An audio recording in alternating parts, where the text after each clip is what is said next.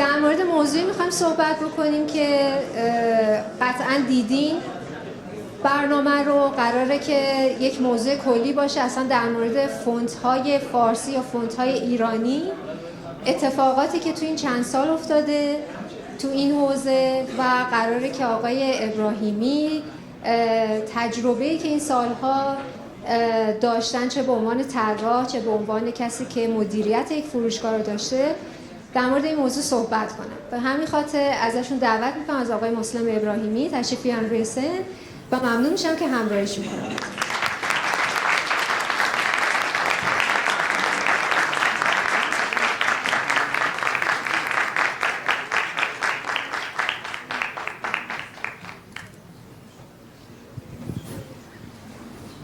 سلام همه.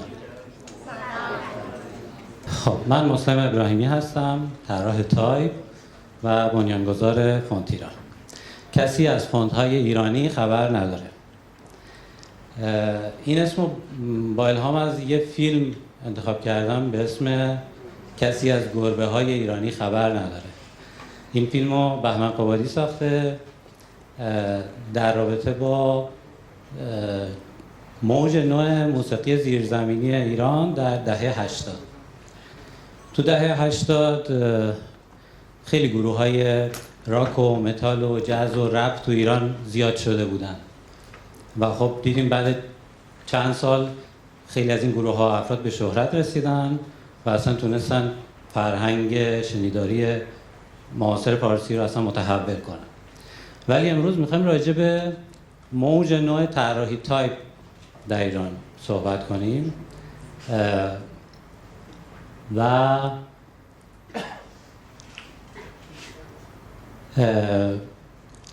اصلا ببینیم که چه اتفاقاتی افتاد. تقریبا از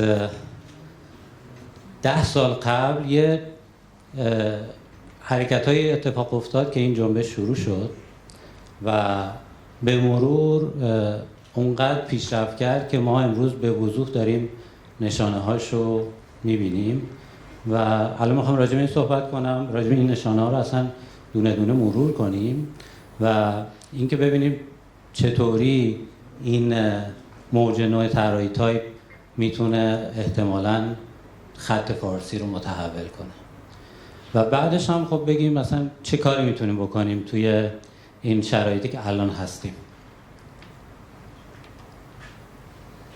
خب فونت هایی که اینجا میبینید فقط فونت هایی که در 3 سال اخیر برای استفاده عموم منتشر شده. شاید اگر من میخواستم کل فونت های 10 سال رو بذارم احتمالا اصلا تو صفحه جا نمیشد.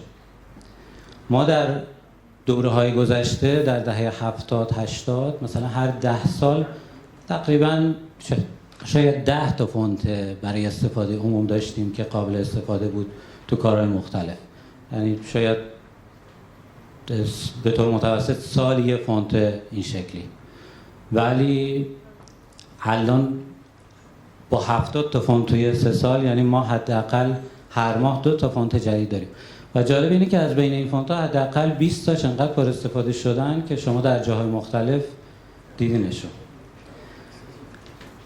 علاوه بر تعدد زیاد فونت ها ما طراحان تایپ خیلی زیادی داریم. تو دهه‌های قبل نهایت تعداد طراحان تایپ به تعداد انگشتان دست هم نمی‌رسید. ولی تو این 10 سال ما 66 طراح تایپ داشتیم که برای اولین بار فونت منتشر کردن.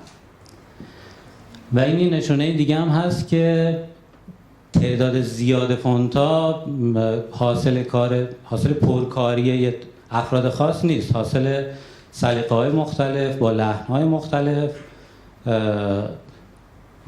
و در واقع جنس مختلف حروفه.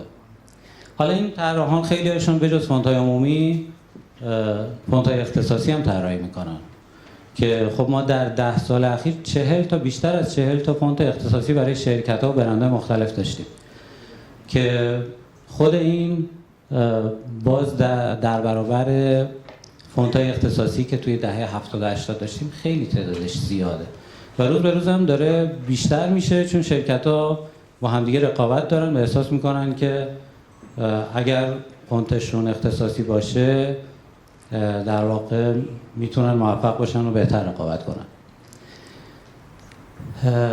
علاوه بر اینا، حالا چیزایی که موارد قبلی گفتم خب کمی بود، شاید بعضیا مثلا دنبال این باشن که حالا کیفیتشون هم بهتر شده یا نه، که میتونیم به جوایز اشاره کنیم. ما توی مسابقات بین المللی فقط 2 تا رویداد داریم که بخش فونت عربی هم داره و خب تو این 10 سال هر سال حضور ایرانی‌ها پررنگ‌تر شده و هر سال جوایز بیشتری به خودشون اختصاص دادن در رقابت با همه طراحان عرب.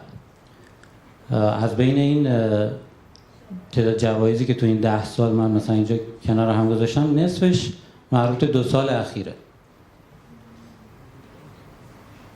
و خب این نشون میده ما در برابر طراحان عرب و استدیوهای خارجی که فونت عربی کار میکنن هم روز به روز حرف بیشتری برای گفتن داریم.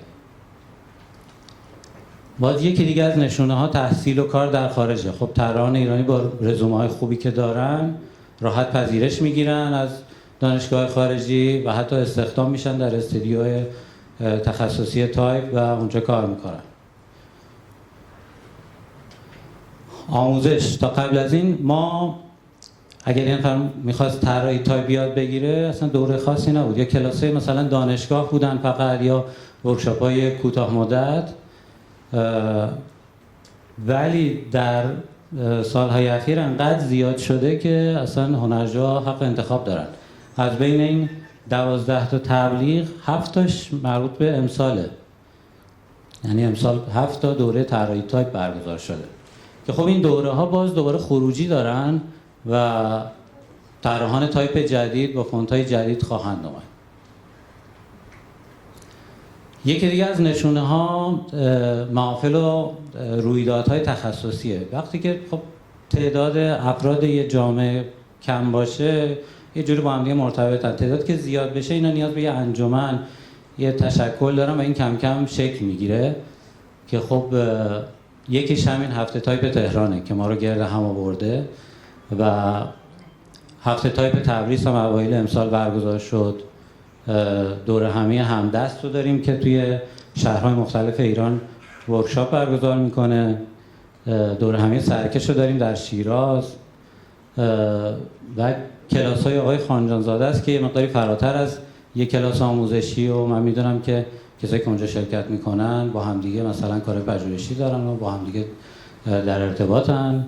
دوره‌های خط مقدم که اونم فراتر از یه کلاس تداوم داره، کارهای بچه‌ها رو در قالب کتاب و تقویم چاپ میکنن و علاقه‌مندا رو یه جورایی به همدیگه مرتبط میکنن. اینا یه جورایی کامیونیتی هایی هستن که کم کم دارن شکل میگیرن به دلیل اینکه علاقه‌مندان تایپ زیاد شدن.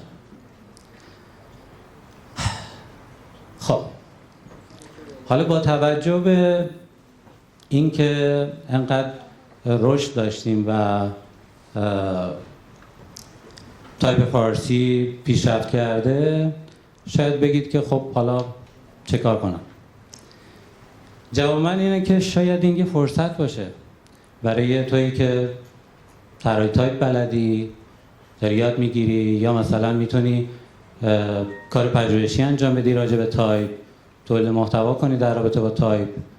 این مثل اصلا یه قطاری که داره حرکت میکنه و تا اگر سوارش بشی شاید با سرعت همون پیشرفت کنی. 10 سال پیش من چیزو میخوام مثال بزنم، پادکست فارسی رو که میدونید الان چقدر همه گیر شده، تعداد پادکست ها چقدر زیاده و چقدر افراد پادکست گوش میکنن. 10 سال پیش ما 3-4 تا پادکست داشتیم و هیچ کدومشون نه مخاطب آنچنانی داشتن نه درآمد داشتن. چند سال گذشت به خاطر کار اونا خب رسیدیم به جایی که تقریبا مثلا 5 سال پیش 2-3 تاشون تونستن مخاطب جذب کنن و تبلیغ بگیرن و خب کسایی که این فرصت رو تشخیص دادن و 5 سال پیش شروع کردن الان دیگه به سرعت تو این 5 سال مخاطب گرفتن و رشد کردن که خب امیدواریم برای تایپ فارسی هم این اتفاق بیفته.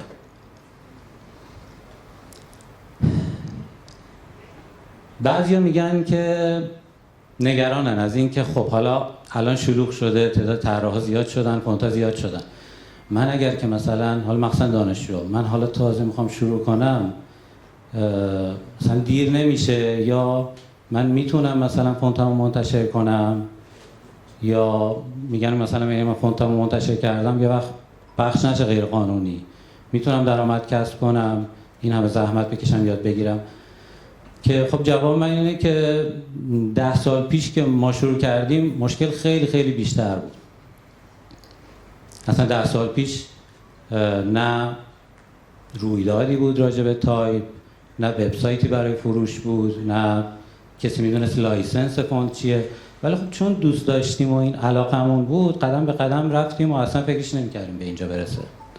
و شما هم اگر که عاشق این کاری و ایمان داری به توانایی خودت، وارد بازی شو و شروع کن. حالا یه نگرانی ممکنه باشه که بله این به حقه که خب رقابت شاید بیشتر بشه در سالهای آینده، ولی همین رقابت هم شما رو مجبور میکنه که خلاق کار کنی. و اگر آدمی هستی که خوشت میاد از کار خلاق، خوشت میاد از این چالش، حتما شروع کن و از این کار لذت ببر. و حرف آخر، خب اون اوایل کسایی که شروع کردن بیشتر دنبال حل مشکلات اولیه فونت بودن. مثلا یک کم خانایی فونت‌ها بهتر بشه توی مثلا چاپ، موبایل، وب. بعدش گفتن فونت‌های فارسی وزن نداره، یه مقدار وزن مثلا اضافه کردن. بعد بحث این کاراکتراش کامل نیست، اعرابا و اعداد این چیزا رو درست کردن. ولی الان دیگه از اون مرحله گذشتیم. الان دیگه طراحان تایپ دارن راجع به تراز عمودی اعداد، جابجایی هوشمند نقطه ها، ساخت سوپر فامیلی ها و وریبل فونت های خلاق گرفته تا اضافه کردن زبان های اویغور و بلوچی و سواحیلی به فونت ها هستن دارن کار میکنن. و میخواستم به اونایی که هنوز میگن فونت های جدید خوب نیستن، همون فونت های قدیمی بهترن، اینا خوانا نیستن، بگم که احتمالاً شما از فونت‌های ایرانی خبر ندارید. مرسی.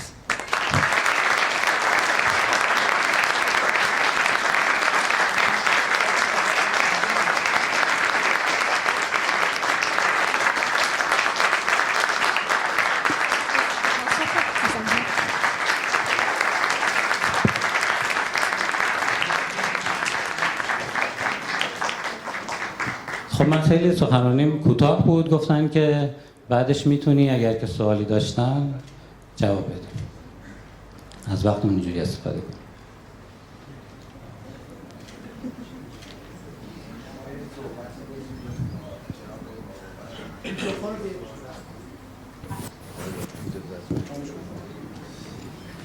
عرض کنم که یه صحبتی داشتیم نهار می‌خوردیم در خدمت آقای باباوند. یه صحبتی پیش اومد در ارتباط با کپی رایت و ایجاد امنیت از لحاظ مسائل حقوقی داشتن فونت که واقعا آقای باباوند هم با توجه به منیجمنت خیلی خوبی که همیشه همواره ازشون سراغ داریم، من از آقای باباوند خواهش میکنم که اگه دوست دارن یه صحبتی بکنن در این مورد. و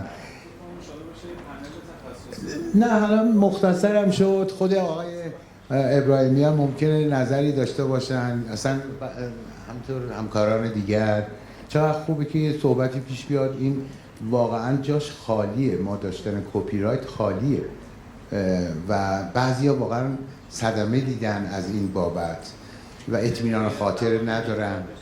بله ما بله بیایم یه مدون کنیم یه سری اصولی رو، میدونیم ما باید این طراحی رو بکنیم دیگه.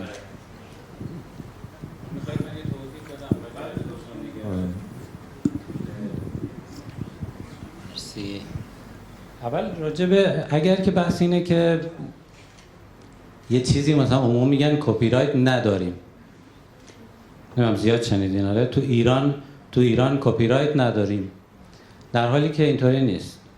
تو قانون ما کامل و به صورت واضح بندهای راجع به کپی رایت هست و فقط سیستم قضایی بهش آشنا نیست، یعنی یک کم روندش سخته. وگرنه حتی برای تست میدونید که یه سری از وکلا توی سالهای اخیر یه سری اصلا نمادین کارها رو انجام دادن. مثلا راجع به موسیقی یکی از وکلا یه ترانه ای رو که خانم هایده مثلا سالها پیش از آقای سرفراز خونده رو اومدن 10 تا خواننده ای که 5 تا خواننده ای که اینو بازخوانی کرده بودن بدون اجازه رو محکوم کردن به زندان. اصلا چند بار به شکل نمادین انجام شده که بگیم هست، فقط حالا قضات و سیستم قضایی آشنا نیستن و یه مقداری فرسایشی. وگرنه خیالمون راحت نباشه که اگر فرضاً تو ایران زیر پا گذاشتیم کپی رایت رو، قانونش نیست و میشه راحت مثلا دورش زد. همون چیزی مثلا انتخاب بکنی با کمک همدیگه کارشناسا یا وکیل که آره چون هر کسی تخصص نداره. آره آره اتفاقا حالا ما هم میخوایم برای تست شروع کنیم، صحبت کردیم فعلا در حد کسایی که مثلا خیلی اصلا با مجوز دارن فونت‌های ما رو میفروشن، مجوز هم داره مثلا سایتشون، برداشتن مثلا کار بچه‌ها رو دارن میفروشن. اینو حالا اول مثلا اون فونت‌ها رو ثبت کردیم، بعد بریم یکی دو بار همچین پرونده انجام بدیم که کارشناس اونجا دیگه متوجه این بشن. فکر کنم دفعات بعد دیگه خیلی راحت میشیم. حالا ما فقط یه مشکلی که داشتیم اتفاقا توی ارشاد که برای ثبتش رفته بودیم یه کارشناس داشت که تماس گرفته بود، چون توی مراحل گفته بود اینی که شما فرستادید باید کرسی‌های بالا و پایین رو مشخص کنید. خب ما اسندر دسندر داریم، مثلا تو خروجی فایل براشون گذاشتیم و فرستادیم. ایشون تماس گرفته بود میگفت نه این نیست، این کرسی‌ها فرق میکنن، حرکت میکنن و اینا. گفتم بابا ما 10 سال کارمون اینه، حالا شما سخت نگیر، اصلا منظور اینه. گفت که منم کارم اینه، من گرافیک خوندم، من شاگرد استاد چهره پرداز بودم منم میدونم کرسی‌ها چیه. گفتم که میخواید تا برم از پیش آقای چهره پرداز یه اجازه بیارم که شما فونتای ما رو تایید کنید. نه دیگه پذیرفتن. گفتم بابا هدف اینه که ما از این دردسر نجات پیدا کنیم، ولی اونجا ذکر خیر شما هم شد. آره. اصلا صحبت میکنیم ولی بحث کپی رایت چیزی که آقای چهره پرداز اشاره کردن، دادگستری، سالانه، یه فراخوان که توی کسایی که کارشناسی دارن یه آزمون میدن برای در واقع کارشناس دادگستری در اون رشته. اگه کسی علاقه داره به این موضوع میتونه بره شرکت کنه، کارشناس دادگستری بشه برای حل مشکلات این چنینی.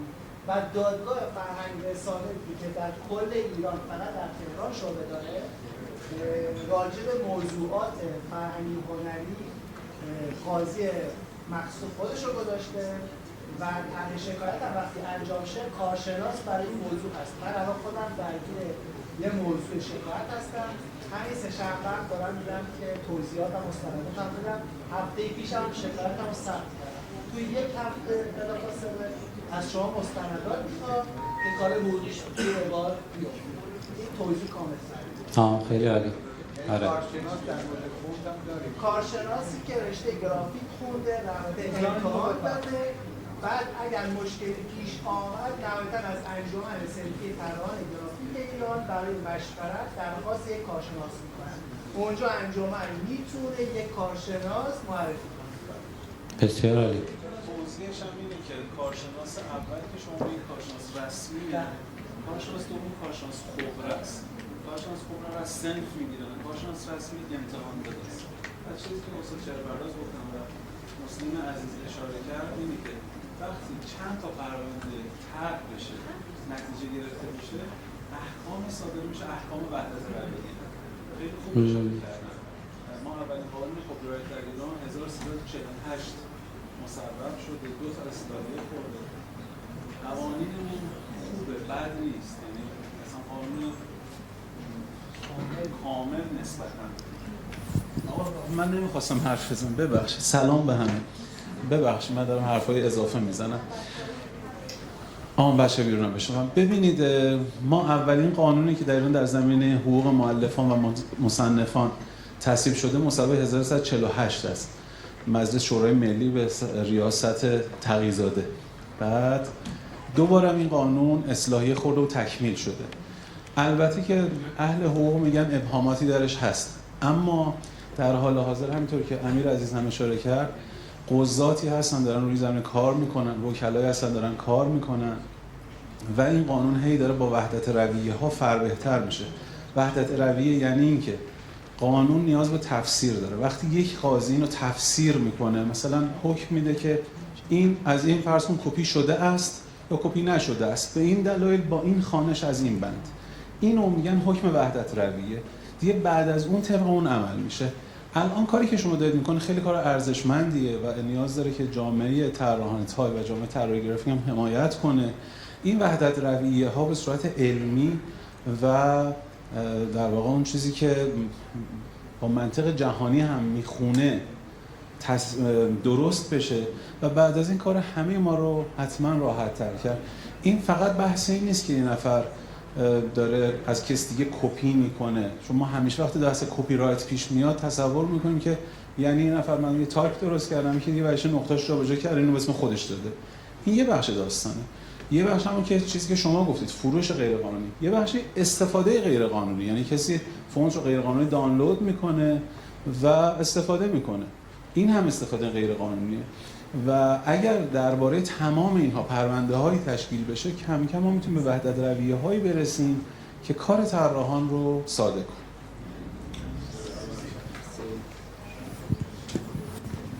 کنه. یه نکته من اضافه میکنم و فکر میکنم این بحث رو جمعش میکنیم. ما فردا در خصوص همین موضوع تعاریفی رو از دوست استاد عزیزی دعوت کردیم به نام آقای مصطفی آهنگرها که اینجا هم حضور دارن. فردا توی مدرسه ویژه، البته با ثبت نام برای همه آزاد و رایگانه، ولی جا 40 نفر بیشتر نیست. اولویت با کسانی که به موقع اینجا حضور داشته باشن. در رابطه با این تعاریف نشست خواهیم داشت. انواع لایسنس ها و کپی رایت و من یک کلمه جدید ازشون یاد گرفتم، کپی لفت، قراره که یه سری چیزها رو برای ما توضیح بدن. متشکرم. ممنون از همه.